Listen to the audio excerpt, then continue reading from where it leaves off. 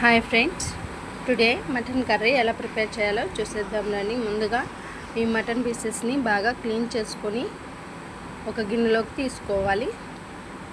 తర్వాత కొద్దిగా పసుపు, రుచికి తగిన సాల్ట్, కారం, ధనియా జీలకర్ర పౌడర్ వేసుకొని కొద్దిగా పెరుగు కూడా యాడ్ చేసుకొని ఈ మసాలా అంతా ముక్కలకి పట్టేలాగా బాగా కలుపుకోవాలి.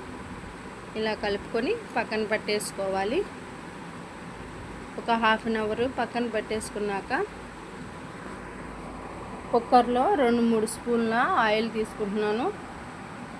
మీరు గిన్నెలో అయినా విడిగా అయినా చేసుకోవచ్చండి. నేను కుక్కర్ని తీసుకోవడం వల్ల ఈ మటన్ అనేది మనకి త్వరగా ఉడుకుతుందని నేను కుక్కర్ని వాడుతున్నాను.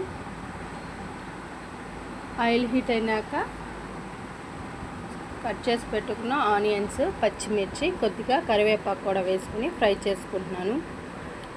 ఇవన్నీ బాగా ఫ్రై అయినాక ఒక టమాటోని కట్ చేసి వేసుకోవాలి. ఈ టమాటో కూడా మగ్గిపోయినాక అల్లం వెల్లుల్లి పేస్ట్ వేసుకొని ఈ అల్లం వెల్లుల్లి పేస్ట్ పచ్చివాసన పోయేంత వరకు ఫ్రై చేసుకోవాలి. ఫ్రై చేసుకున్నాక ముందుగా మనం మసాలా అన్నీ పట్టించి పెట్టుకున్నాం కదండి, ఈ మటన్ పీసెస్ని ఇందులో వేసుకోవాలి. వేసుకొని ఒకసారి బాగా కలిపి ఉడికించుకోవాలి.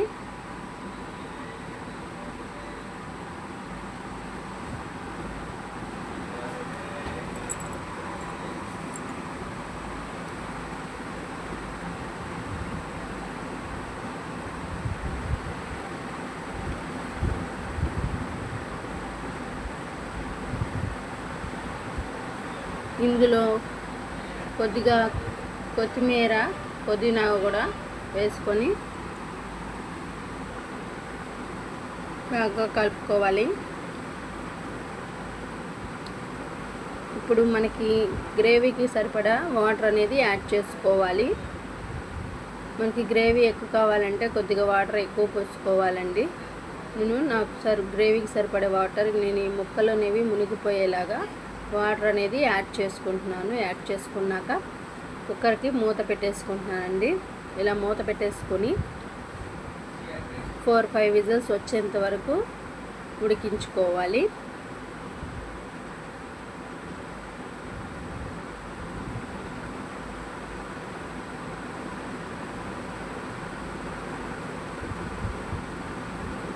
మూత తీసి చూద్దాం రండి. చూడండి, మనకి ఈ మటన్ పీసెస్ అనేవి బాగా ఉడికిపోయినవి. ఈ విధంగా మటన్ పీసెస్ అన్నీ ఉడికిపోయినాక సర్వ్ చేసుకోవటమే. అంతే ఫ్రెండ్స్, ఎంతో టేస్టీ మటన్ కర్రీ అనేది రెడీ అయిపోయింది.